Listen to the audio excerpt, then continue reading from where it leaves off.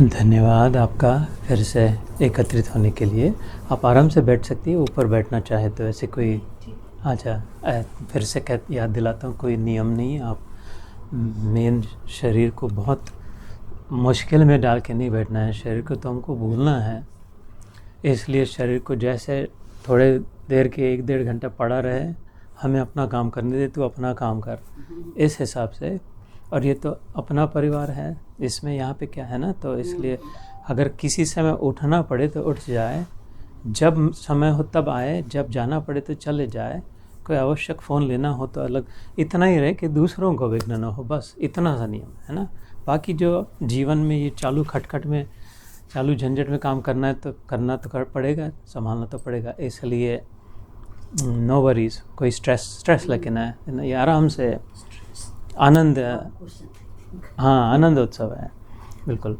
और अगर वो क्वेश्चन को के सामने अगर आपको पीठ के लिए आसान हो तो जैसे बिल्कुल अच्छा, हाँ या बट ऑलवेज बी कंफर्टेबल। ऐसे कोई या there is something that you lean your back against if you want, ऐसे।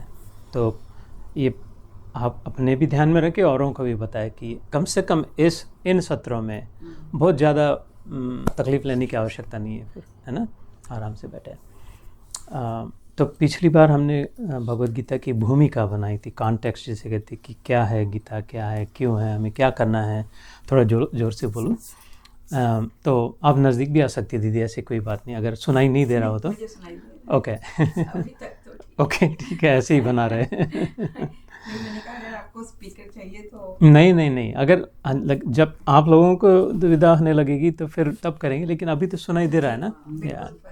वो क्या होता है कि माइक्रोफोन जब आता है ना तो उसमें फिर आवाज़ भी होती है, वो टेंशन बदल जाता है। हाँ वो फ्री फ्लो नहीं होता उसमें। हाँ, और मतलब भजन के लिए योग्य है क्योंकि सब बराबर इंस्ट्रूमेंट सुनने चाहिए, लेकिन एक ही वक्त हो, इतनी छोटी जगह होती, इतनी आवश्यकता नहीं है ना। या तो अभी पहला अध्याय हमने सोचा था कि एक अध्याय का जैसे जितना हो सकता है आज हो, पूरा ना हो, पूरे सारे श्लोक तो ज़रूरी नहीं है आज ही करना, कि भगवद गीता का अभ्यास अपने घर में अपना करना चाहिए, है ना। ये नहीं, ऐसा नहीं है कि खाली हफ्ते में एक ही बार यहाँ पर आकर ही गीता होगी।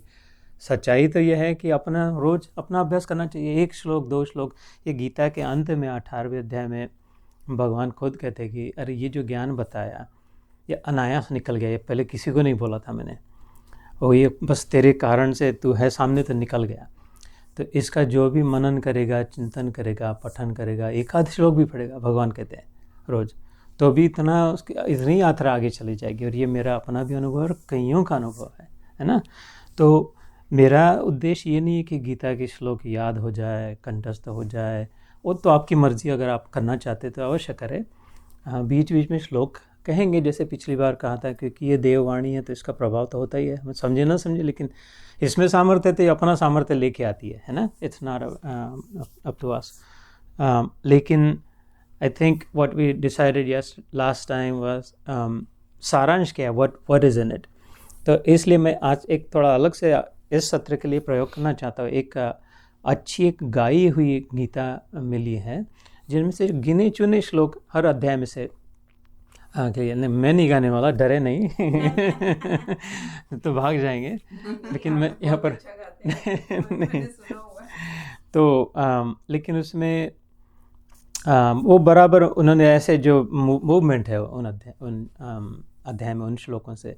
तो जैसे वो एक श्लोक सुन के, क्योंकि अंत में इसका नाम गीता है ना, मतलब गीत है, सॉन्ग ऑफ द लॉर्ड, जो हृदय से अनायास कविता निकली भगवान के, वो सुंदर है, वो सामर्थ्यवान है, वो सुकून देने वाली है ना। ये दूसरे अध्याय में भगवान, दूसरा अध्याय जब हम करेंगे तब आप एक श्लोक आता है, उसमें शुरू में भगवान ने अपना मुंह खोलने से पहले, कुछ कहने से पहले उसकी ओर देखकर हंसा था, अर्जुन की ओर हल्की सी मुस्कान करी थी। तो भगवान कृष्ण की मुस्कान का नाम मोहिनी है, उसकी मुस्कान से ही आधा काम हो जाता है।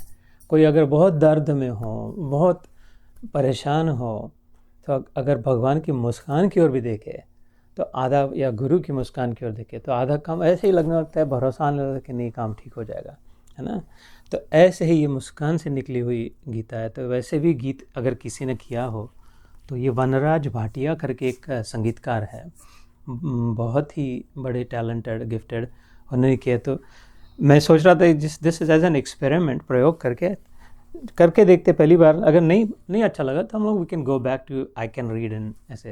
लेकिन what I am thinking is कि पहले अध्याय के ये जो श्लोक है ये एक सुनना, फिर मैं रोक के उस पर trying to explain that to you, उसका है ना डी कोड करके, फिर नेक्स्ट श्लोक ऐसे करके, नॉट एवरी श्लोक, पहला अध्याय भी लंबा है काफ़ी, लेकिन उनमें गिने चुने जो है सो लेट्स ट्राई दैट। तो पहले अध्याय की बिफोर आई स्टार्ट दैट, इसका नाम है अर्जुन विषाद योग, पहले अध्याय का है ना। 18 अध्याय, 18 में से पहला।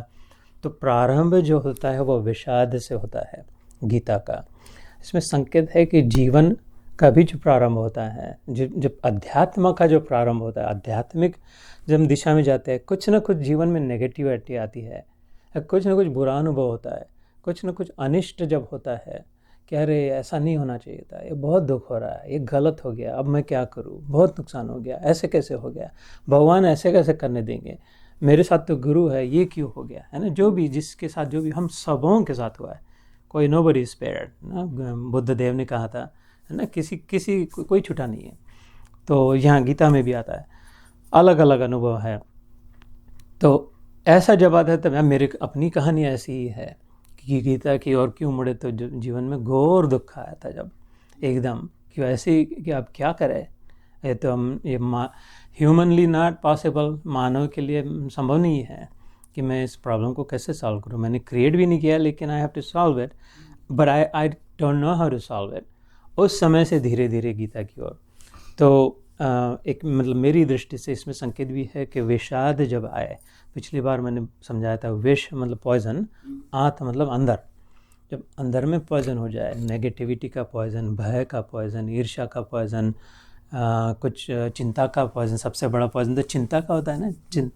चिंता ऐसी डाकिनी कहाँ है, काटे कलेजा खाए, वैद्य बेचारा क्या करे, कहाँ तक दवा खिलाए। ये जो डिप्रेशन होता है, स्ट्रेस होता है, एंग्जाइटी होती है, ऊपर से दवाई तो खाते जाते हैं, लेकिन मेन जो विष है हृदय में, चिंता का, भविष्य की चिंता है ना, और भूत मतलब पहले जो हो चुका उसका दुख, ये ज़्यादातर हर क्षण को अगर हम देखें, अभी पहले अध्याय में भी यही देखेंगे, अभी कुछ नहीं हुआ, युद्ध प्रारंभ ही नहीं हुआ है, अभी कोई मारा वारा नहीं है, अभी तो किसी ने धनुष्य बाण भी नहीं चलाया है, तो लेकिन इसको अभी ऑलरेडी पहले अध्याय में कह रही, ये मर जाएंगे, वो मर जाएंगे, फिर क्या होगा, ऐसा हो जाएगा, वैसा हो जाएगा, बहुत कुछ एकदम लंबा चौड़ा ड्रामा खड़ा कर दिया अर्जुन ने पहले अध्याय में। फिर ये विधवा हो जाएंगी, फिर उनके बच्चों के बाप नहीं रह जाएंगे, फिर वो तो ऐसे आवारा गर्दी करने लग जाएंगे, फिर अधर्म हो जाएगा, उसका मन कहाँ तक चला गया। ये सारा तो भविष्य में है, होगा नहीं होगा नहीं पता नहीं। तो इस यहाँ पर बात ही दूसरी बात संकेत आता है कि या तो भूत का दुख होता है, जो पहले हो गया उसका दुख, इस क्षण में अभी हम बैठे हैं, तो ज़्यादातर मन किससे भरा जाता है, अगर हम इस इधर आध्यात्मिक की ओर ध्यान न दें, सांसारिक जीवन जिए, तो या तो हम ज़्यादातर अरे ऐसा कैसा होगा, ये क्यों हो गया, उसका विचार करते हैं, या तो फिर भविष्य की चिंता, ये तो ठीक हो जाएगा, वो तो ठीक हो जाएगा, ऐसा तो होना चाहिए। और उस समय सबसे बड़ा नुकसान हमारा ये होता है कि अभी जो क्षण है, प्रेजेंट मोमेंट, जो भगवान है, कालो अहम अस्मि, गीता में भगवान कहते हैं कि काल जब आता है वो महाकाल के लिए भी कहते हैं, लेकिन समय के लिए भी कहते हैं, वो मैं हूँ, भगवान कहते हैं। तो अगर हमारे पास जब समय है तो हमारे पास भगवान है, इतना इसका महत्व है।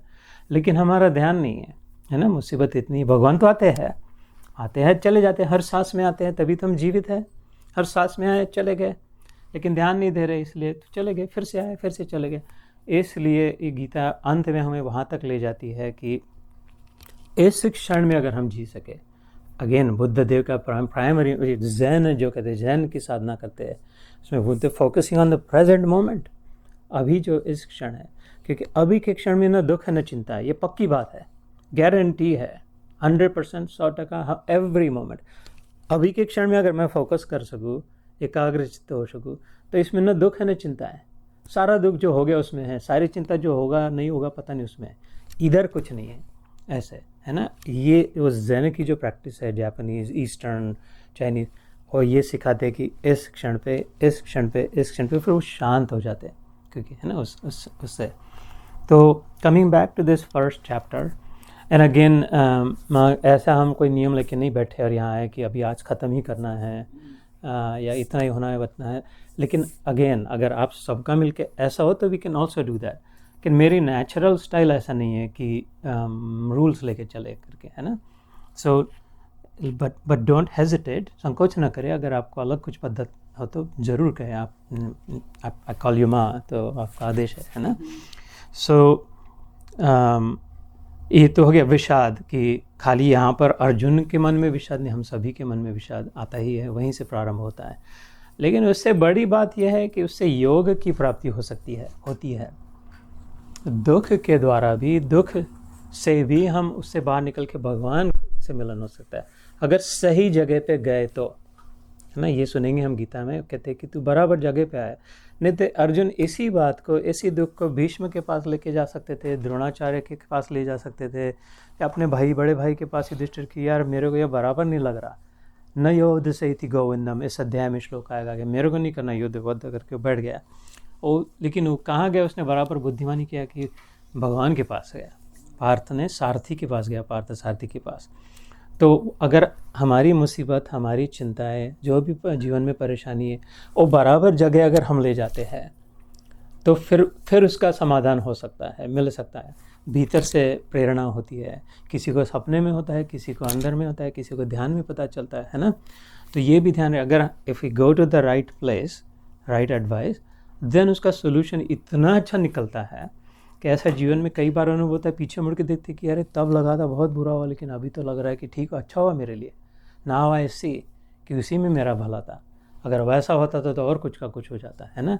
ये भी शायद करीब करीब सबका अनुभव, मेरा तो है ही, कि तब लगा था ऐसा हो गया, वैसा हो गया, पीछे मुड़ के देखते तो हंस पड़ते कि अरे नहीं, ठीक हुआ, भगवान ने जो किया, जो माँ ने जो किया वो सब बराबर ही था, मैं समझ नहीं रहा था, है ना, मैं बच्चा था इसलिए।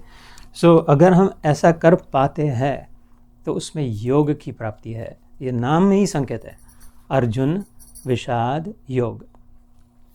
अर्जुन के नाम में एक संकेत है कि रजोगुण जो होता है उसमें मैंपना बहुत होता है ना, रजोगुण में हमने ऐसा किया, हमने वैसा किया, हम ये करेंगे, हम वो करेंगे।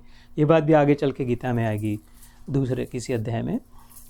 लेकिन ये, नमस्ते साई राम, और अर्जुन था उसमें, है ना, वो जो राजा तो था, राजपुत्र तो था, लेकिन अरज था, उसमें गुण राजसिक नहीं था, सात्विक का था। और आर्जव ये शब्द संस्कृत में होता है ह्यूमिलिटी, जो मतलब विनम्र जो हो, उसको आर्जव कहते हैं ना। तो और हम लोग हिंदी में भी कहते हैं, ये आपके सामने अर्ज ये रखी है, एक अर्ज करता हूँ, है ना। ये बातें जो अर्जुन है, अर्जुन, इसमें ये इसका संकेत है कि वो हम्बल था, भगवान के पास हाथ जोड़ के वो अपने आप को बहुत ज़्यादा बड़ा ऐसा वैसा नहीं मानता था, जैसे दुर्योधन का स्वभाव था, इसलिए वो इधर से था। तो ये सारी बातें हम अगर शब्दों की ओर ध्यान दें, किसका नाम क्या है, ऐसे क्यों उसको कहा है, उसने ये क्या किया है, अध्याय का नाम क्या है। अभी तो गीता का प्रारंभ नहीं हुआ, लेकिन उसी में से सीख अंदर इनवर्ड यात्रा शुरू हो जाती है। तो जितनी जैसे आपने कहा, जितनी बार पढ़ते हैं, जितनी बार सोचते हैं, उतनी बार 100 गुना और उससे निकलते जाता है ना। और वो सारी बातें हमारे हित की होती है। उतना जो समय हम गीता में या गुरु वाक्यों में बिताते, उतना भला ही होता है, 100% उसमें मिलता है प्रॉफिट। इसलिए I am trying to reinforce that ये कोई समय वेस्ट नहीं होता। दूसरे अध्याय में से स्वल्पम अप्यस्य धर्मस्य त्रायते महतो भयात्, गीता का श्लोक है, आएगा कि इसमें थोड़ा भी प्रयास करे तो इतना ज़्यादा लाभ होता है, और इसमें नाश कभी नहीं होता इस समय में। तो ये पहला अध्याय हो गया इस नाम का मतलब। ये पहले आप सुने ही है कि ये आता तो है उपनिषदों से, हम बाद में इसके विषय में सुनेंगे ये गीता आई कहाँ से, कहाँ इसके विषय में और कहाँ है, किस में। तो दूसरी बात ये कि चलो मैं अपना एक प्रयोग शुरू करते हैं। Let me play the first shloka and then I will stop and I will talk about it, है ना। तो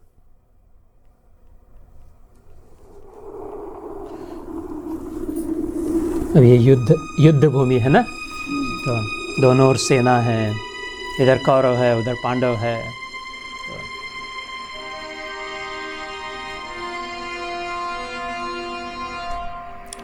अब गीता प्रकट होगी।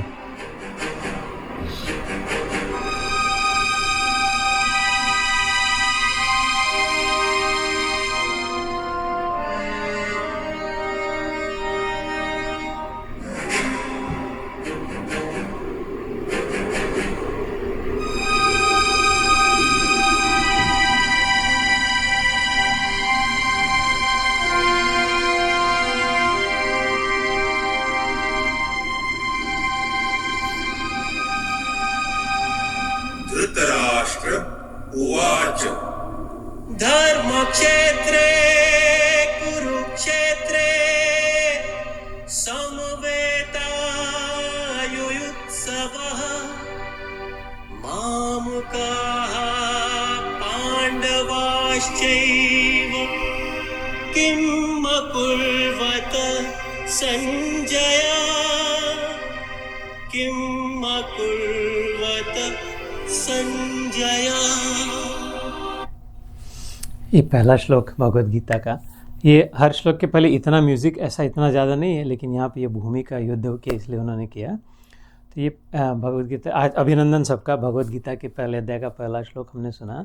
धर्म क्षेत्रे कुरुक्षेत्रे समवेता युयुत्सवः मामका पांडवाश्चैव किम कुर्वत संजय। ये बहुत बड़ा, बहुत ही महत्वपूर्ण श्लोक है। क्यों ये अभी मैं थोड़ा समझाने का प्रयास करता हूँ। एक तो पहला श्लोक है, उसका महत्व होता है 700 श्लोक में से पहला श्लोक है। इसमें शुरू में आया, उन्होंने कहा धृतराष्ट्र उवाच, है ना। ये प्रश्न उत्तर संवाद में सारी की सारी गीता, है ना, क्वेश्चन आंसर है।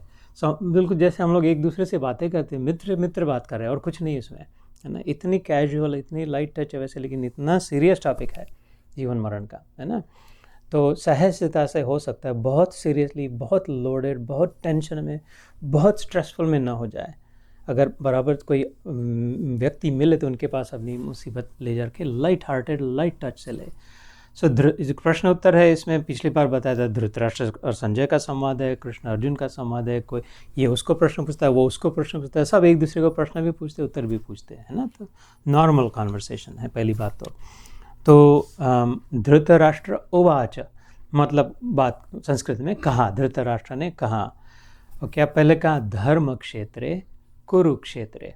अभी ऐसे विलक्षण जादू है इसका गीता का। अगर हम शुरू से पढ़े या तो उल्टी पढ़े, जैसे ये पहले अध्याय के पहले श्लोक के पहले शब्द है ना, धर्म क्षेत्रे कुरुक्षेत्रे। और अगर मैं 18वें अध्याय में जाओ और उसका 78वां आखिरी श्लोक और उसकी आखिरी पंक्ति देखो, उसका आखिरी श्लोक है यत्र योगेश्वरः कृष्ण यत्र पार्थो धनुर्धर तत्र श्री विजयो भूति ध्रुवा नीतिर मतिर मम। तो उसमें आखिरी शब्द है मम, मतलब मेरा। इधर पहला शब्द है धर्म। मेरा धर्म क्या है प्रभु, दुविधा में हूँ, है ना। कुरु की मतलब करना, धर्म क्षेत्रे कुरुक्षेत्रे नीति मतिर मम, कि मैं कैसे कार्य करूं। अगर जैसे मैं ये भगवद गीता को पढ़ने के बाद समाप्त कर दूं, ऐसे अगर हम सीधा उल्टा भी पढ़ते जाए तो मेरा धर्म क्या है, मेरे कर्म कैसे हो, ऐसे इतनी विलक्षण इसमें जादुई प्रभाव है अगर ढंग से इसको समझे तो। खाली आपके सामने उसका एक पहलू पेश करना था कि इसमें छटाई बहुत सुंदर सुंदर है, भगवान से आई है ना। तो यहाँ पर क्या इसमें प्रश्न था कि व्हाट शुड आई डू। सबसे बड़ा प्रश्न होता है ना कि मेरा धर्म क्या है, इसमें दुविधा में हो। लेकिन इसमें धृतराष्ट्र कहते हैं कि धर्म क्षेत्रे कुरुक्षेत्रे, कि कुरुक्षेत्र नाम की जो जगह है ना, हम लोग 2-3 बार जाके आए जहाँ पर गीता पढ़ी गई थी। आप अगर कभी दिल्ली जाओ, नहीं गए हो कुरुक्षेत्र, तो ज़रूर जाना, बहुत सुंदर जगह है। एक थोड़ा 3-4 घंटे ड्राइव है नॉर्थ वेस्ट, ज़्यादा से ज़्यादा 4 घंटे।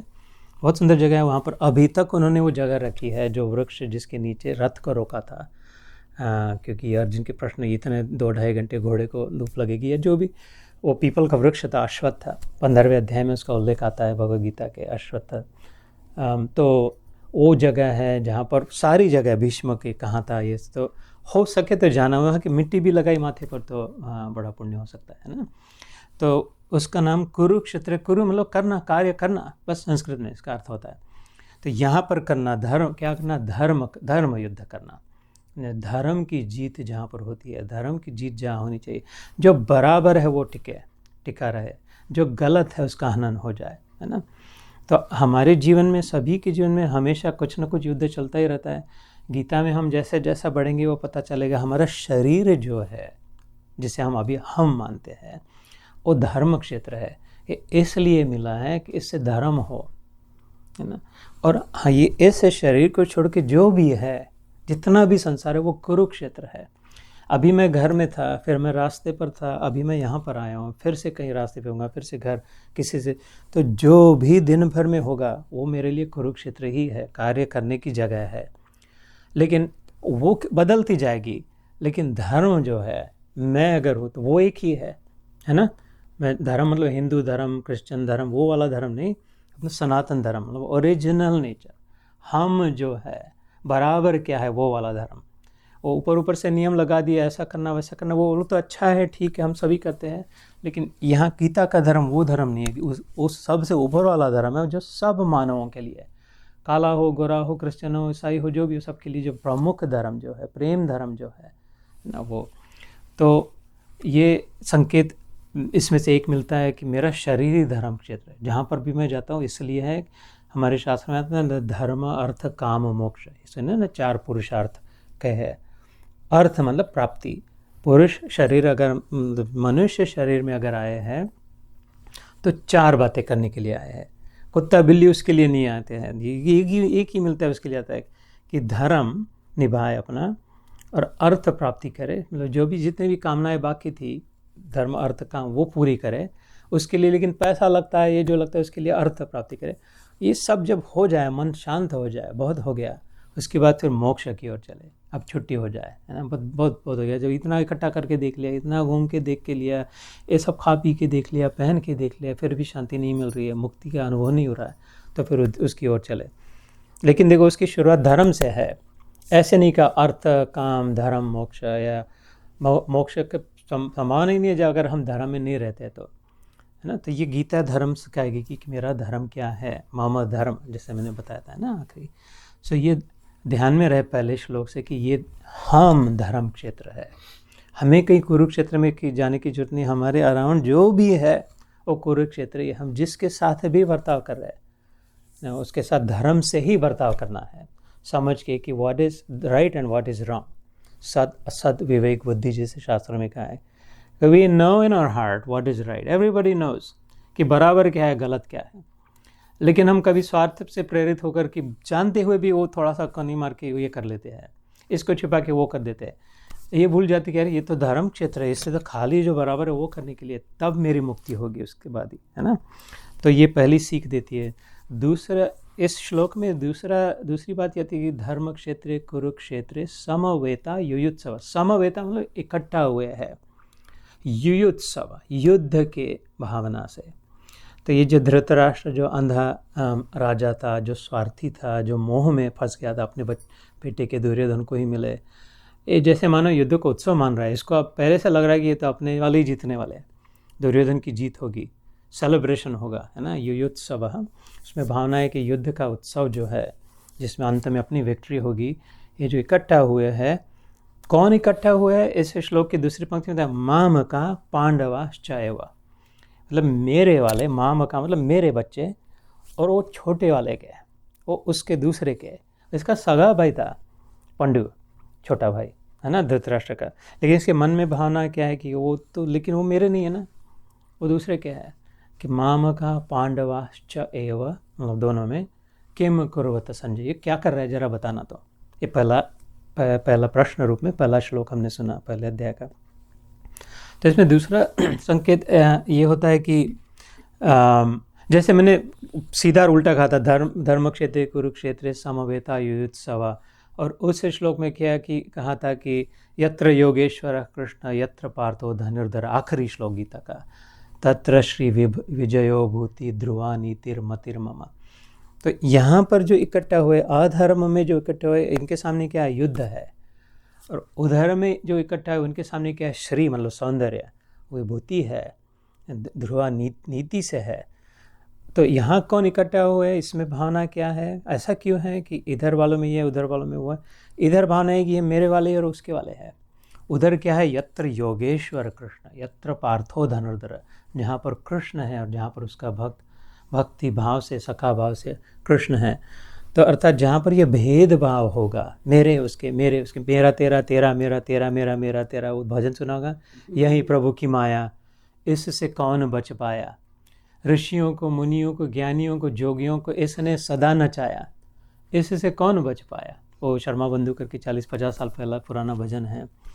फिर उसी भजन में बहुत सुंदर बात कहते हैं कि माया है प्रबल, ये बात है सच्ची, किंतु ये बात मान ले पक्की कि राम चरणों में जो आया उसे न लगे ये माया, क्योंकि माया है प्रबल, लेकिन यह राम जी की गोचेरी, कि ये माया उसको नहीं लगती जो राम के चरणों में पहुंचता है, क्योंकि ये तो उसकी दासी है, हम प्रभु के पास पहुँचे हैं।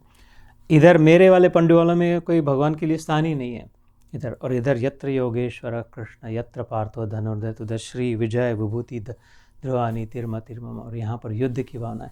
इसलिए ये भी ध्यान में रखे, पहले ही श्लोक में एकदम पर्दाफाश कर दिया, इसलिए गीता प्रकट हुई। बस पहले श्लोक में संकेत है कि ये अगर नई भावना होती थी धृतराष्ट्र के मन में कि ये इतना मेरा है उतना हो रहा, क्योंकि असत्य है ना, ये सच्ची बात नहीं है कि ऐसा अपना इतना ऐसा उतना है, ये संकीर्ण स्वभाव है, ये अज्ञान है, हम वास्तव में एक ही है, ऐसे अलग अलग टुकड़े नहीं बैठे इधर, है ना। जैसे ये आकाश जो है, ये सेंटर व्हील का तुम्हारा आकाश, इसमें ये घर है, वो घर है, वो घर है, वो घर है, ये आकाश का टुकड़ा एक इस घर में है, दूसरे आकाश का टुकड़ा दूसरे घर में है, और बाहर अलग एक टुकड़ा है, ऐसी बात नहीं है ना। ये जगह जो है, ये दीवारें तुमने बनाई, इसके पहले वही था, अब दीवारें कर दी तुम, हमें ये लग रहा है अब ये दीवारें अगर गिर जाए, कोई दूसरा बड़ा कुछ बनाए, अरे अब बोले नहीं इसको डिक्लेयर कर दो फॉरेस्ट करके, तो भी वो जगह जो आकाश वैसा का वैसा था, ये हमने अपने खोपड़ी से बना लिया कि ये मेरा, ये उसका वैसा।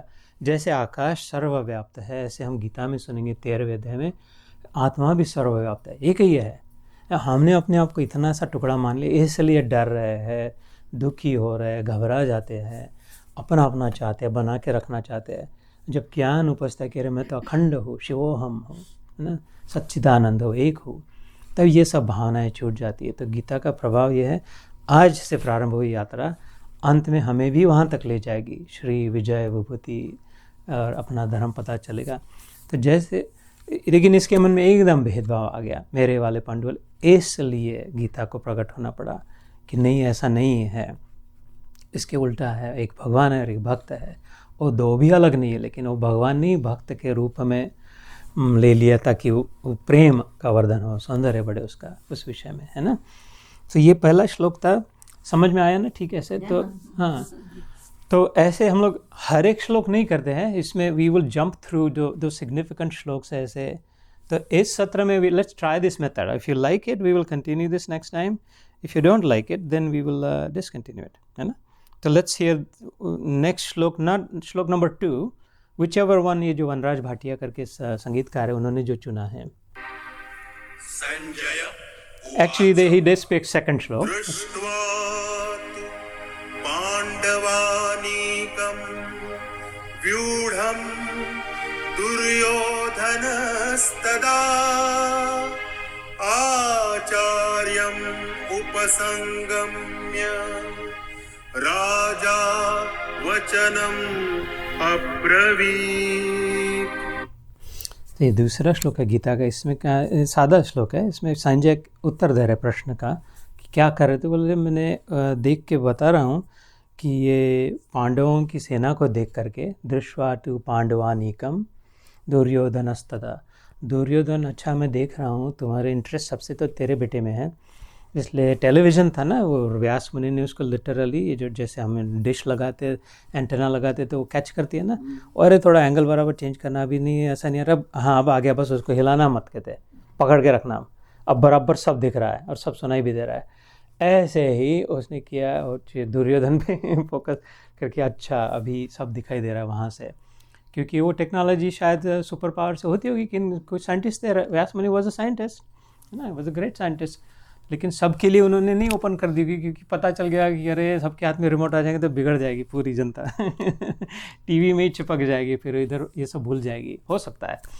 तो वो कहते कि अच्छा मैं देख रहा हूँ कि दुर्योधन ने ये सब की ओर देख रहा है, पांडवों की सेना देख रहा है, अपनी सेना देख रहा है, और वो आचार्य उपसंगम्य राजा वचनम अब्रवीत, ये जो दूसरी पंक्ति हमने सुनी कि उसके आचार्य कौन, द्रोणाचार्य, है ना, जो सबों के आचार्य थे वहाँ पे गुरु, वो इनकी ओर से, अधर्म की ओर से, धृतराष्ट्र की सेना की ओर से, दुर्योधन की सेना की ओर से लड़ रहे थे। तो दुर्योधन खड़ा हो गया रथ में, देखा अब इधर पांडवों की सेना है, पीछे मुड़ के देखा इधर अपनी सेना है, उसके मन में कुछ विचार आया, वो उतरा रथ से और अपने गुरु के पास गया, द्रोणाचार्य नज़दीक ही थे। तो इसमें क्या था, 18 औक्षणी सेना थी, है ना, जैसे मतलब 11 सेक्शंस कह सकते, भाग थे, ऐसे समझे, मन में ऐसे समझे, सपोज 180,000 या 1.8 मिलियन जो संख्या आपको भाती हो, उसमें से 1/3, 1/3 पांडवों के पास थी और 2/3 कौरवों के पास थी, मतलब हर एक पांडव सेना के लिए इनके पास 2 थे, कौरव के योद्धा भी, सैनिक भी, हाथी भी, घोड़े भी, सब। पर everyone who would come to fight from Pandava side, उनके पास दो, इतना इनका प्रबल था, है ना। ऐसे मतलब 12 औक्षणी कौरवों की सेना थी और 6 औक्षणी पांडवों की थी, और 12 और 6 18 औक्षणी मिलके आए, वो जो सेना का जो आता है। तो उसने देखा, अभी हम सुनेंगे तो अरे ये तो क्या, इनके तो अभी धज्जे उड़ा देंगे, इनके पास है क्या करके ना। मेरे पास देख पीछे खाली नंबर ही नहीं, लेकिन एक से एक धुरंधर मेरे पीछे कौन कौन है मेरे साथ में। ऐसे वो अभी छाती ठोक के जा करके अगला श्लोक सुनते हैं। पश्यैतां पाण्डुपुत्राणाम् आचार्य महतीं चमूं द्रुपदपुत्रेण तव शिष्येण धीमता। तो इसने कहा था कि पश्यैताम पांडुपुत्राणाम आचार्याम महतीम चमू, देखो तुम्हारे जो ये पांडवों के तुम्हारे जो शिष्य लोग हैं, उन्होंने चमू मतलब टीम, उनकी गैंग या उनकी जो सेना है कि तो द्रुपद पुत्रेण, द्रुपद मतलब द्रौपदी के पिता, है ना। द्रुपद राजा की बेटी द्रौपदी थी, तो द्रुपद पुत्रेण उसका जो बेटा था, धृष्टद्युम्न उसका नाम था, जो पांडवों की ओर से सेनापति था, क्योंकि उसका सीना जल रहा था कि मेरी बहन का वस्त्राहरण हुआ, मेरा भाई का कर्तव्य होना नहीं चाहिए था, मैं इस सबको ख़त्म करूँगा। उसने प्राण मतलब उसको बहुत ही वज़न फायर, उसको शांत करने के लिए कुछ उसको मतलब चल तू आज सेनापति तू बन जा कि तेरे मन की अग्नि शांत हो जाएगी, है ना। और वैसे भी वो बहुत केपेबल था। द्रौपदी और धृष्टद्युम्न ये दोनों इससे अग्नि से प्रकट हुए थे, अग्नि का तेज था उनके पास, और वो बड़ा ब्रेव भी था, धैर्यवान था, समंजस था, सब उसमें अच्छे गुण थे, सात्विक भी था। तो इसलिए तो ये करा कि ये तुम्हारा शिष्य जो है धृष्टद्युम्न ने, इसने अपनी रचना करी है, ऑर्गेनाइज किया है सेना को, किसी को इधर रखा है, किसी को इधर रखा है, कोई लीडर इधर है, कोई लीडर उधर है। ये देखो जरा, अपने द्रोणाचार्य को बता रहा है, इधर इनकी ओर देख लो करके। ये हमने इस श्लोक में सुना, और वो कहते कि ऐसा है वैसा है वैसा है। हम अभी सुनेंगे पांडवों की ओर से कौन लड़ रहा है। अब ये गीता शुरू हो रही, तो आज के सत्र में स्टे विद इट, क्योंकि it is important to understand the background कि ये सचमुच में मुसीबत थी इनके लिए, सचमुच में बहुत बिग डील थी, बहुत बड़ा प्रॉब्लम था। हमारे जीवन में जब आती है तो हमको लगता है, हर एक को लगता है अपनी इतनी बड़ी मुसीबत है, इतनी मुसीबत से अगर मार्ग निकल सकता है उस ज्ञान से, उस समझ से, तो हमारी मुसीबत से भी मैं पक्का हाथ जोड़ के कह रहा हूँ, अनुभव से बार बार अनुभव से करें कि सचमुच में अगर हम सही जगह पे जाए और सही उपदेश को सुने, जैसे गीता का है, जैसे गुरुओं का होता है, तो सचमुच में उसमें से मार्ग निकलता है। ये विश्वास रखे, श्रद्धा पक्की अडिग बनाई रखे, है ना। तो उसके अगला श्लोक,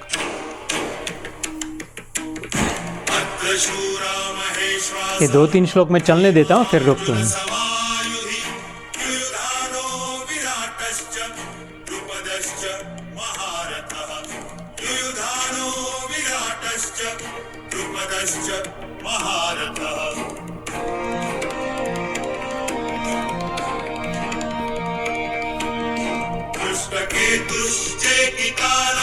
काशीराजश्च वीर्यवान् पुरुजित् कुन्तिभोजश्च शैव्यश्च नरपुङ्गवः पुरुजित् कुन्तिभोजश्च शैव्यश्च नरपुङ्गवः।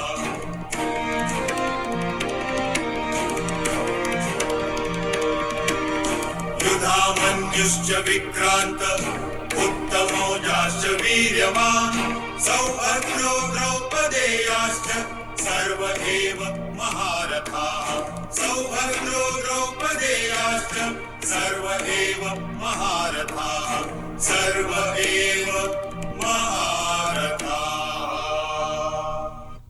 तो ये तीसरा, चौथा और 5वां श्लोक था। इसमें संक्षिप्त में उसने डिस्क्राइब किया दुर्योधन की उनकी ओर से कौन लड़ रहा है, साइज अप कर दिया कि ठीक है, अच्छे है उनकी ओर से भी, महारथी है। ऐसे होता है कि जैसे सैनिक होते हैं, फिर रथी होते हैं जो रथ में बैठ के, फिर महारथी होते हैं, उसके बाद अतिरथी होते हैं। जैसे हमारे आर्मी में कोई जनरल है, कोई कॉमोडोर है, कोई फुल हो, है ना, जैसे अलग लेफ्टिनेंट है कोई, ऐसे इनमें भी टाइटल्स होते थे। सैनिक है, पदार्थी है, पैरों से चलने वाले हैं, रथी, अतिरथी, महारथी, ऐसे। तो इनके पास इतने महारथी है। उसमें उसने नाम लिए थे, विराट की जो सेना, पहला नाम लिख लिया था विराट। उसका संदर्भ ये है कि ये जो सारे अभी जो कौरवों की ओर से जो लड़ रहे हैं, ये कर्ण और भीष्म, जयद्रथ, दुर्योधन, दुशासन, ये सारे के सारे एक बार इस अर्जुन के साथ पहले लड़ चुके थे। पता नहीं, आप शायद पता हो ना पता हो कथा, है ना। वो विराट जो उनको जो 14 वर्ष का वो ये मिला था, 12 वर्ष का वनवास और वो 1 साल अज्ञातवास जो मिला था, उस समय विराट की सेना में पकड़े न जाए इसलिए उन्होंने अज्ञातवास लेकर रखा था। लेकिन उसके साथ जो अन्याय हुआ था विराट के पुत्र के युद्ध में, अर्जुन उसका सारथी बन के गया था, जैसे इधर कृष्ण बना था। और उस विराट के पुत्र से हो नहीं रहा था, संभल नहीं रहे थे वो युद्ध तो उसने बोला चल हट जा, तू पीछे बैठ, मैं देखता हूँ इनको करके, अर्जुन ने कहा था। और वो मतलब वो ऐसे वो छक्के के रूप में था अर्जुन उस समय ना, उसने वो नपुंसक की ये ले लिया था उस छिपाने के लिए अपना रूप। और उसने युद्ध किया, अकेले नहीं युद्ध किया था अर्जुन, ये सबों को भगा दिया था। इधर जो अभी नाम लेगा उसमें भीष्म थे, द्रोण थे, सब थे, अकेले आदमी ने सबको भगा दिया था।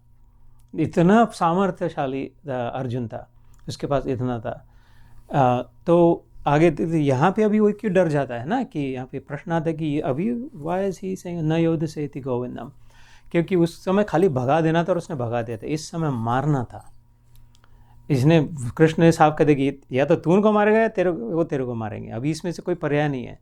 दे विल डाई और यू विल डाई, अगर तू मरेगा तो धर्म मरेगा, वो मरेंगे तो अधर्म मरेगा। तो ये उससे नहीं बन पाता था। मैं भगा तो सकता हूँ लेकिन मार नहीं सकता हूँ, इसलिए वो कहता था कि मैं तो छोड़ रहा हूँ, मैं भीख मांग रहा हूँ करके, ये नहीं करना है मेरे को, है ना। तो यहाँ पे वो विराट का संदर्भ बताया। फिर इसने अलग अलग नाम लिए कि देखो भीम है उनकी ओर से। वो भीम भी अकेला बहुत भारी पड़ जाता था, अकेला ही पूरी न सेना को गदा से उसके। और फिर अर्जुन है, अभिमन्यु है, वो जानता था अभिमन्यु को कृष्ण ने खुद, कृष्ण का शिष्य था, कृष्ण ने खुद उसको सब सिखाया था। ऐसे अलग अलग नाम लिए, धृष्टद्युम्न का भी लिया। ये 8-10 इनकी ओर से महारथी योद्धा है, ये मान लिया उसने कि चलो ठीक है, इनकी ओर से भी कुछ न कुछ तो दम है। लेकिन इसमें कृष्ण की ओर ध्यान नहीं है। देखो दूसरी पति की बात, इसको पता ही सामने है, पता है सबसे सामने तो अर्जुन का रथ था, अर्जुन के सामने कृष्ण थे ना, फ्रंट एंड सेंटर सबसे सारथी रूप में। तो द फर्स्ट मैन उस ये जो धर्म की और अधर्म की जो रेशा थी, उसके पहला आदमी उधर धर्म की ओर से कौन खड़ा था? भगवान। उसके पीछे अर्जुन, उसके पीछे युधिष्ठिर और उसके भाई, उसके पीछे सेना। तो ये सबको तो देख रहा है दुर्योधन, ये है वो, लेकिन इसको ये क्या है, ये तो शस्त्र तो उठाने वाला नहीं है। वैसे भी ये सारथी, ये तो चिकनी चुपड़ी बातें करता है, ऐसी करती, तो इसे माया भी है ये सब, इसलिए उसने नाम तक नहीं लिया उसका। कैसी बुद्धि मारी जाती है ना, कि महारथियों में कि अरे ये भी कहना चाहते कि ये गुरु, एक प्रॉब्लम ये भी है कि उनकी ओर से ये कन्हैया भी है, ये उसके मन में नहीं आया। तो अभी वो कहेंगे, अपनी ओर मुड़ के देखेंगे और देखो अपने पास कौन कौन है करके, अगले 2-3 श्लोक।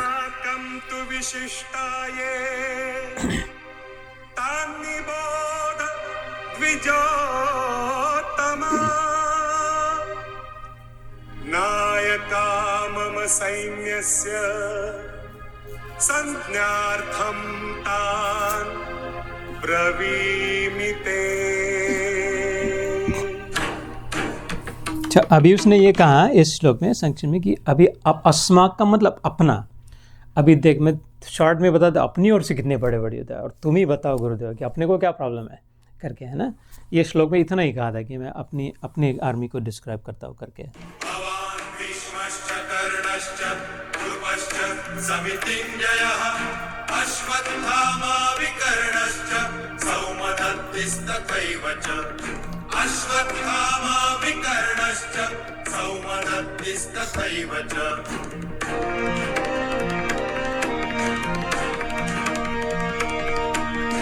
अन्ये च बहवः शूरा मदर्थे त्यक्तजीविताः नानाशस्त्रप्रहरणाः सर्वे युद्धविशारदाः। नानाशस्त्रप्रहरणाः सर्वे युद्धविशारदाः।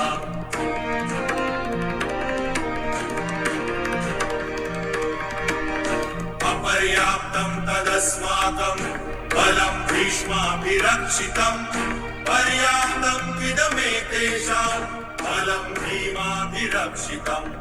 पर्याप्तं त्विदमेतेषां बलं भीमाभिरक्षितम्। बलं भीमाभिरक्षितम्। तो हम 10 श्लोक तक पहुंच गए।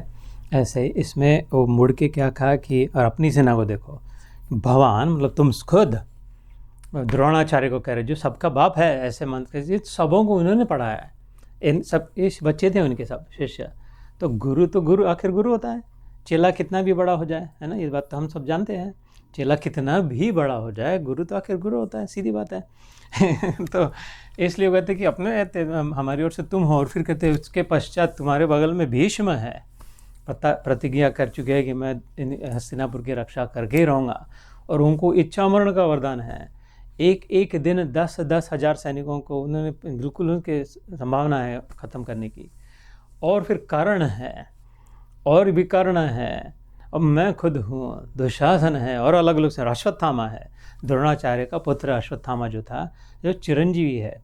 जैसे भीष्म को इच्छा मरण कहते वैसे अश्वत्थामा कहते अभी भी घूम रहा है पश्चाताप में, है ना। वो बिग फुट करके जो यति कहते हुए अश्वत्थामा अभी भी, क्योंकि वो उसका ये निकाल लिया था ना, वो कथा बाद में आती है भागवत में, उसका जो नागमणि था।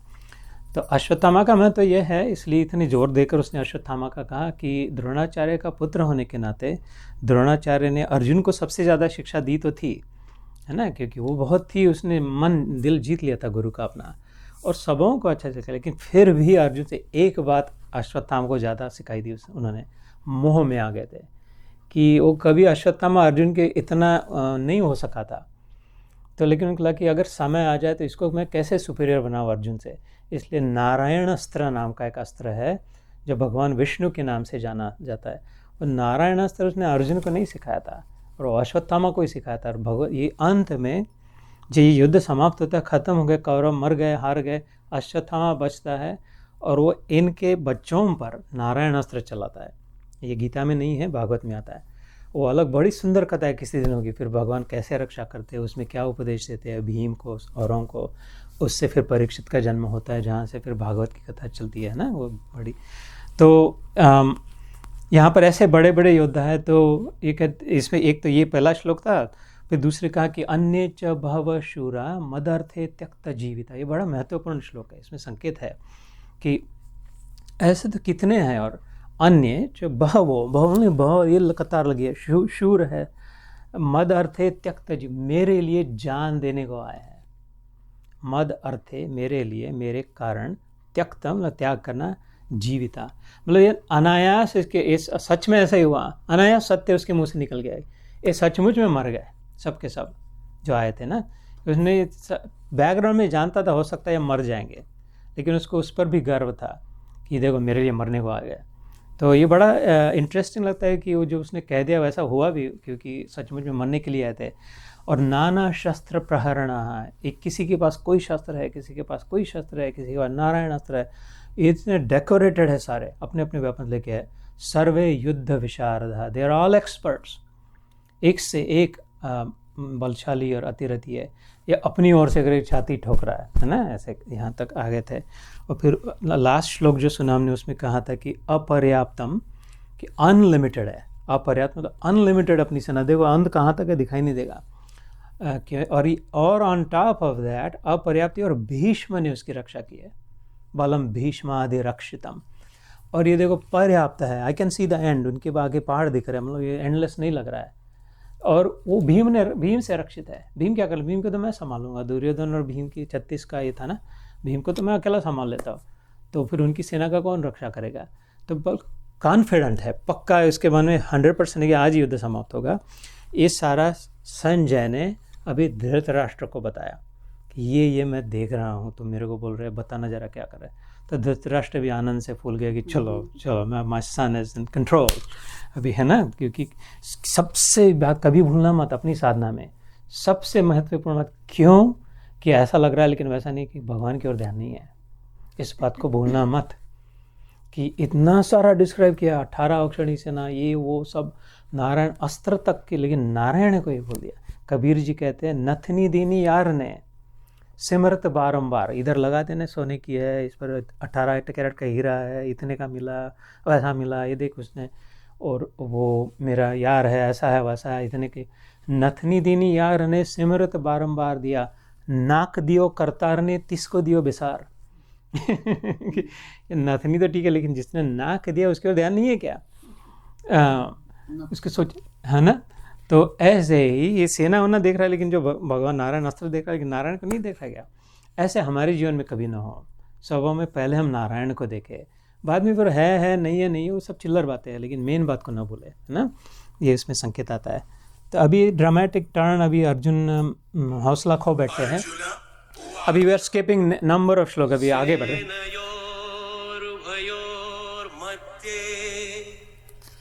रथम स्थापय मे अच्युता यावदेतान् निरीक्षेऽहम् योद्धुकामान् अवस्थितान् कैर्मया सह योद्धव्यम् अस्मिन् रणसमुद्यमे। अभी ये गीत कैसा थोड़ा विषाद लगे, सैड हो गया ना इसकी टोन, कि इसमें कहते कि अभी अर्जुन की अभी 21वां श्लोक, हमने अभी skipped a number of shlokas, अभी पहले अध्याय के 21वें श्लोक में कहते कि सेनयोर उभयोर मध्य, सेना के बीच में खड़ा होकर, सेनयोर उभय मतलब दोनों ओर की सेना की बीच में आकर के अर्जुन ने कहा, इसको कृष्ण को कहा, अगर रथ को जरा बीच में ले जाना, एग्जैक्ट सेंटर में ले जाना, कि मैं ज़रा देखना चाहता हूँ कि जैसे दुर्योधन ने देखा कि इधर से कौन लड़ रहा है, उधर से कौन लड़ रहा है, ये भी कह रहा है कि मेरे को देखना है कि मेरी ओर से कौन है, उनके कंपैरिजन में उनकी ओर से कौन कौन है।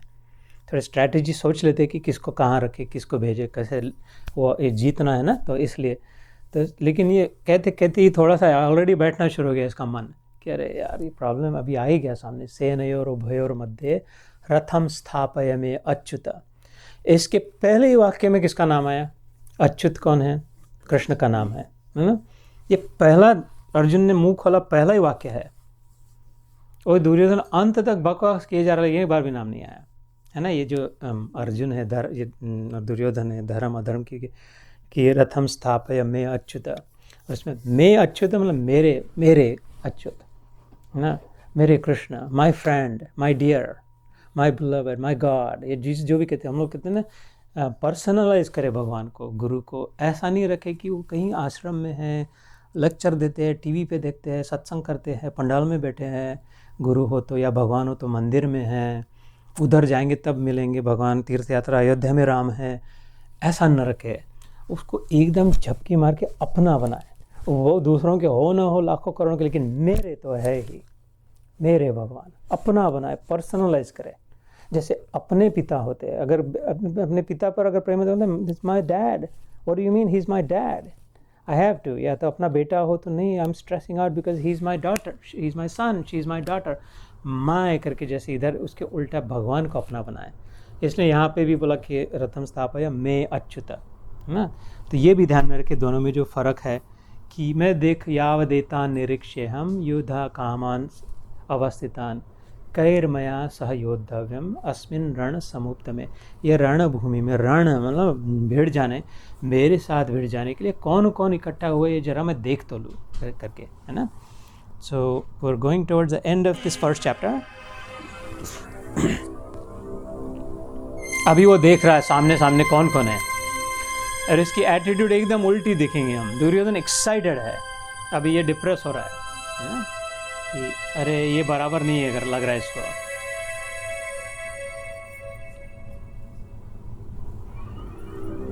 कंफ्यूज, एक्साइटेड, ये खुद बोलता है अर्जुन बाद में कि मैं आई don't no, I am confuse.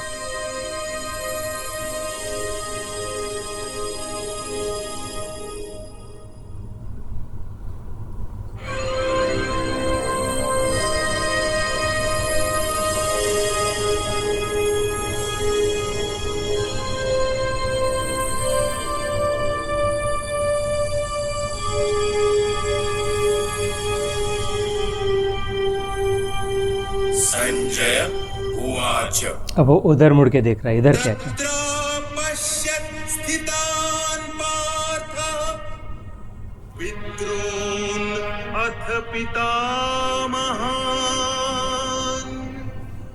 आचार्यान् मातुलान्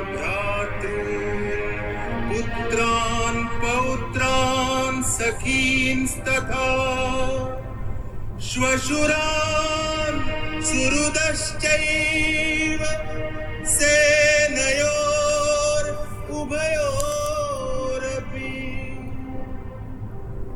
तान् समीक्ष स कौन्तेयः सर्वान् बन्धूनवस्थितान् कृपया परयाविष्टा विषीदन् इदम् अब्रवीत्।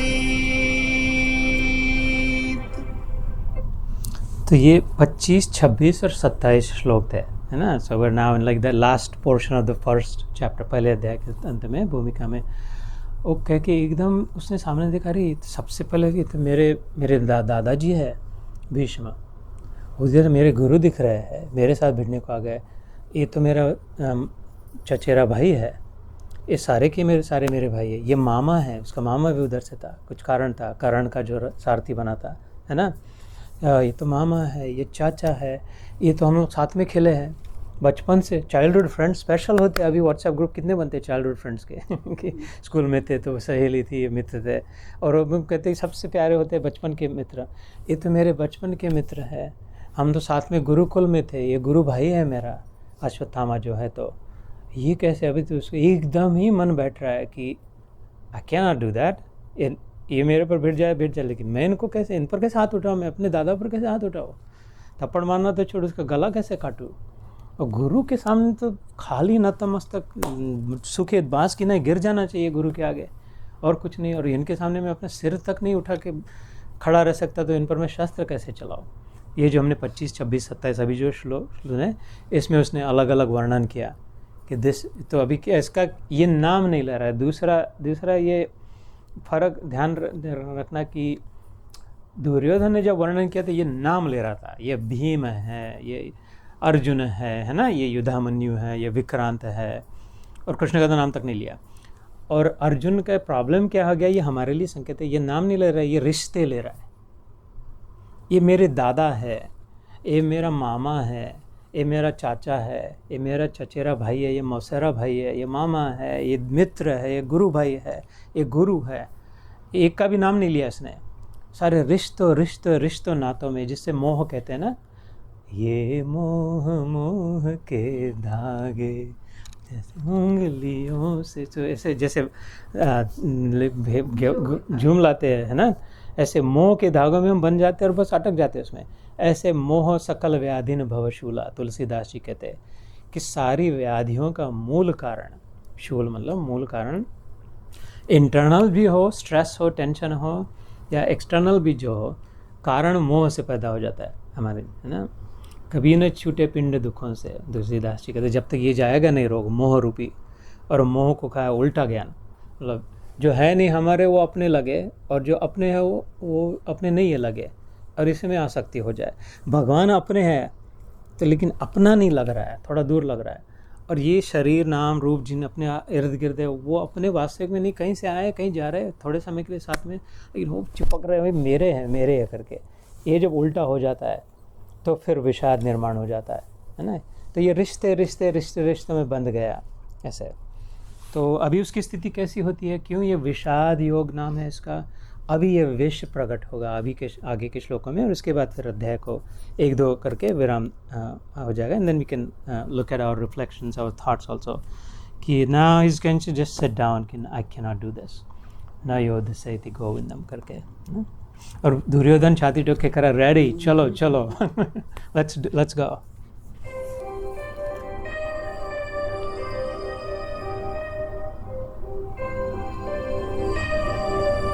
अर्जुन उवाच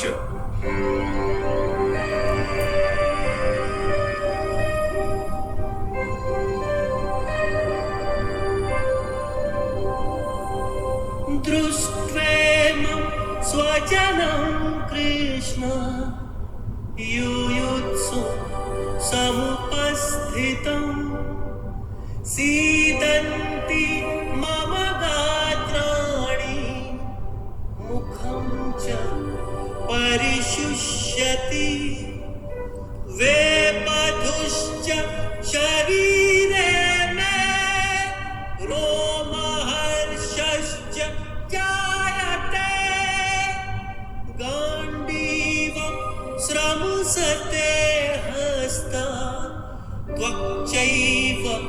परिदह्यते न च शक्नोमि अवस्थातुं भ्रमतीव च मे मनः।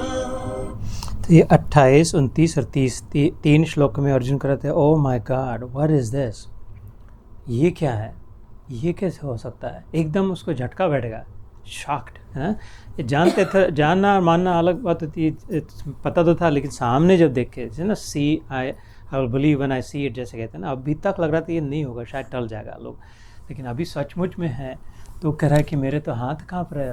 अर्जुन कह रहा है कृष्ण मेरा तो गला सूखा जा रहा है, मेरे रोंगटे खड़े हो गए, इतना डरावना है ऐसे, मेरे हाथ से मेरा धनुष गिरा जा रहा है, गांडी जिसकी टंकार से सब डर जाते थे।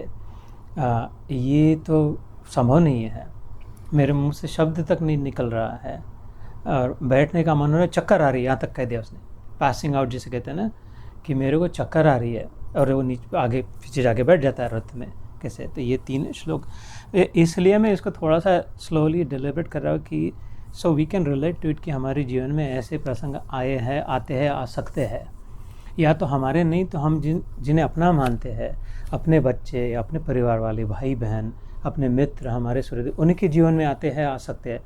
Then we have to be there for them, we have to realise कि हाँ ऐसा होता है, लेकिन इसमें से मार्ग निकलता भी है।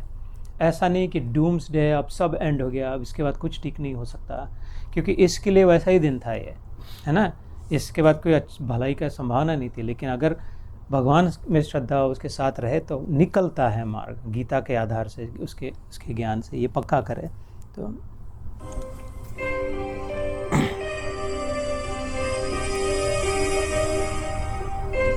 31वें श्लोक से 2-3 सुनते हैं, तो अपने स्थिति का वर्णन करता है अब।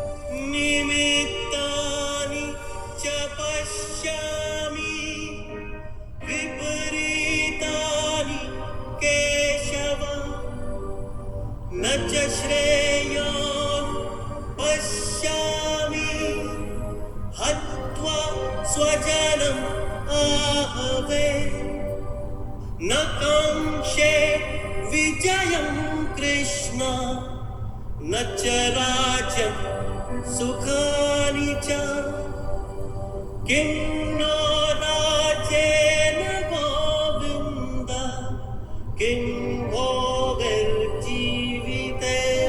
वा।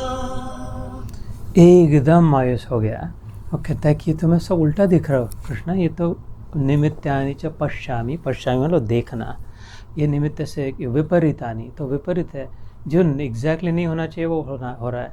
शिष्य गुरु को मारेगा, भाई भाई से लड़ेगा, चंडी लहू पिएगी, ये तो आई कैन नॉट पार्टिसिपेट, मैं इसमें नहीं सहभागी हो सकता। और वैसे भी वो कहता है, बड़ा सुंदर श्लोक है ये, न कांक्षे विजयम कृष्ण न च राज्यम गोविंद, मेरे को विजय की अभिलाषा नहीं है, मेरे को कोई जीतना उतना नहीं है, राजा वाजा नहीं बनना है, और राज्य भी नहीं चाहिए, ये नहीं चाहिए, मेरे को शांति चाहिए है, मेरे को सौहार्द चाहिए, है ना।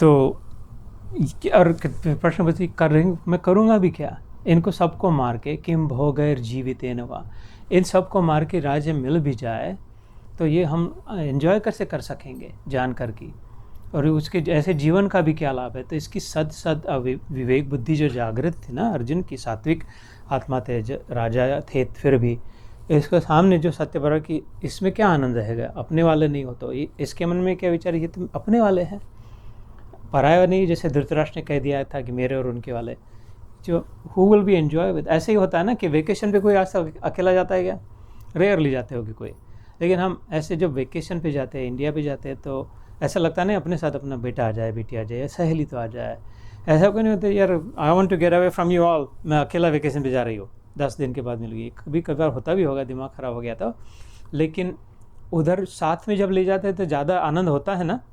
अपने वाले शादी में इतने लोगों को क्यों बनाते हैं, 300 400 500 लोगों को क्यों बनाते हैं, जब ब्याह होता है बुलाते हैं, जितने ज़्यादा होते उतना आनंद का वर्धन होता है ना। और किसी को रास्ते पर कोई भी जा रहा है उसको नहीं बुलाते हैं, अरे आ जाओ शादी, आ जाओ करके, जो अपने अपने अपने अपने, अच्छा उनको बुलाया कि नहीं, उनको बुलाया कि नहीं, वो तो नहीं रहेगा लिस्ट बना के। ऐसा होता है कि अपने वाले जितने आएंगे उसमें आनंद करेगा। तो ये कह रहा है कि अपने वाले ही नहीं रहेंगे तो फिर क्या करेंगे राज्य का और विजय का, इसका मतलब ही क्या है।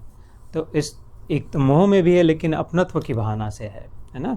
सो अभी ये आखिरी पंक्तियों में छोड़ जाने की भाषा करता है कि आई एम लीविंग, और फिर ये अध्याय समाप्त होता है, विल एंड देयर। संतप्त है एकदम, बिल्कुल फ्रस्ट्रेटेड है, जस्ट कंफ्यूज्ड है, डिप्रेस्ड है।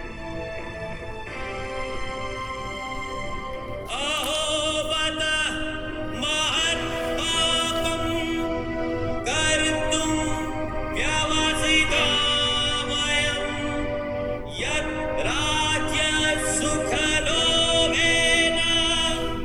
हन्तुं स्वजनम् उद्यताः यतिमाम् अप्रतीकारम् अशस्त्रं शस्त्रपाणयः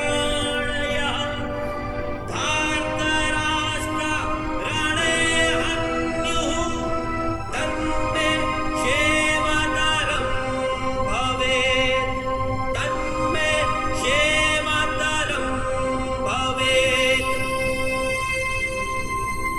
अभी ये आखिरी श्लोक इस अध्याय का फिर समाप्त हो गया।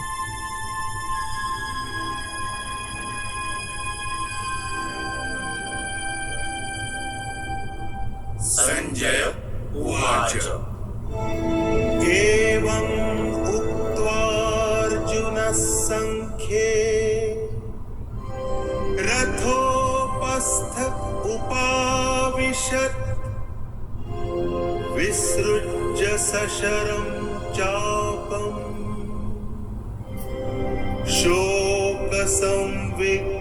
शोकसंविघ्नमानसः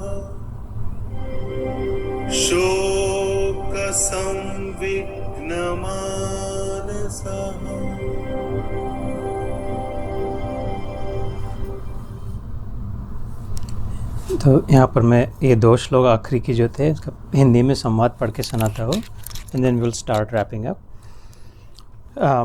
45, 46, 47 ये कह रहे कि हम लोग बुद्धिमान होकर भी महान पाप करने को तैयार हो गए, है ना। ये अर्जुन कह रहे हैं रिग्रेटफुली, जो राज्य और सुख के लोभ से अपने लोगों को, स्वजनों को मारने के लिए उद्यत हो गए हैं। यदि मुझ शस्त्र रहित और सामना न करने वाले को शस्त्र हाथ में लिए हुए धृतराष्ट्र के पुत्र रण में मार भी डाले तो वह मरना भी मेरे लिए अधिक कल्याणकारक होगा कृष्ण। संजय बोले, रणभूमि में शोक से उद्विग्न मन वाले अर्जुन इस प्रकार कहकर बाण सहित धनुष्य को त्याग कर रथ के पिछले भाग में बैठ गए। देखिए ये तो क्या बड़ी अकल नहीं है, अपने आप को बुद्धिमान कह रहे हैं और अपने लोगों से लड़ रहे हैं। आई कैन नॉट डू दिस ना, ये नहीं मैं करने वाला। वो इधर धनुष रख दिया, इधर बाण रख दिया और पीछे आके बैठ गए। जिसको लड़ना है लड़े। अगले अध्याय जब होगा अगले रविवार, तब कहते हैं इससे तो ठीक है मैं भीख मांग के खा लूँगा, कि जितना पेट के लिए आवश्यक उतना, ये नहीं कुछ नहीं चाहिए मेरे को करके, है ना।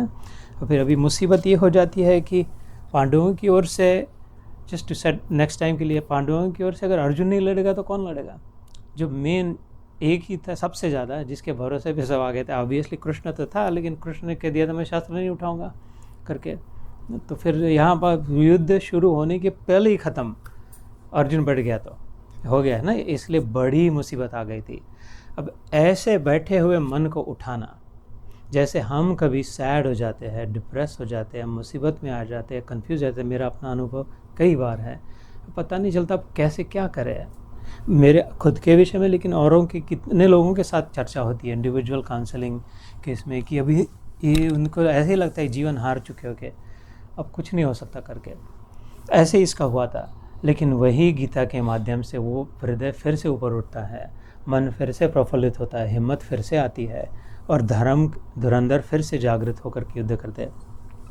इसलिए हम गीता का अभ्यास करने शुरू किए हैं कि ये कोई ऑर्डिनरी बात ऐसे नहीं, सबके लिए समझ। 5000 साल पहले हुई थी, एक के साथ भी ऐसी नहीं, अभी भी हो रही है सबके साथ। खाली भारत में होती है ऐसे नहीं, यहाँ पर भी हो रही है। हम सब साक्षी है उसके, है ना। इसलिए it is our own, it is for us, therefore we have to make it our own also, है ना। तो अंत में फिर व्यास मुनि लिखते हैं, ओम तत्सत इति श्रीमद्भगवद्गीतासु उपनिषत्सु ब्रह्म विद्यायां योग शास्त्रे श्री कृष्ण अर्जुन संवादे अर्जुन विषाद योग नाम प्रथमोध्यायः और फिर हम लोग कहते हैं श्री कृष्णार्पणमस्तु। मतलब इसका अर्थ ये होता है कि ओम जिस नाम से कहला जाता, जिसका नाम ओम है भगवान, तत्सत, वही एक सत्य है। ओम तत्सत है ना, जिस ओम भगवान के लिए कहते हैं ना, तो वही एक सत्य है। तो ये श्रीमद् भगवद गीता जो है, यह गीत जो है, ये सुंदर गीत जो है, श्रीमद् मतलब सौंदर्यपूर्ण, ये एक ही गीत है जो भगवान ने गाया है। सारे बाकी शास्त्र गुरुओं ने, संतों ने गाया है, इसलिए इसका नाम भगवद गीता, और किसी का नाम भगवद गीता नहीं है ना। और ये आई कहाँ से? उपनिषद।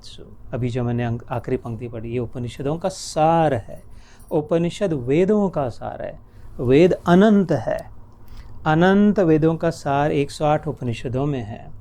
108 उपनिषदों में भी 12 प्रमुख समझे, सबका निचोड़ के एक बूंद जैसे तीर्थ सामने रखा, ये भगवद गीता उपनिषद। इसमें क्या है? ब्रह्म विद्या है, एक ही भूत होने के। इसमें कैसे टेक्निक क्या है? योग शास्त्र, ईश्वर के मिलन का साइंस टेक्निक है, ईश्वर के साथ एक होने का। और फिर किस रूप में? श्री कृष्ण अर्जुन संवाद है, संवाद रूप में, कॉन्वर्सेशन है ना। और फिर अच्छा, इसका नाम क्या था? अर्जुन विषाद योग। हमने बोला प्रथम अध्याय श्री कृष्णार्पणमस्तु। जय श्री कृष्ण, जय गुरुदेव, ओम साई राम, है ना। तो मैं यहाँ पर रोकता हूँ।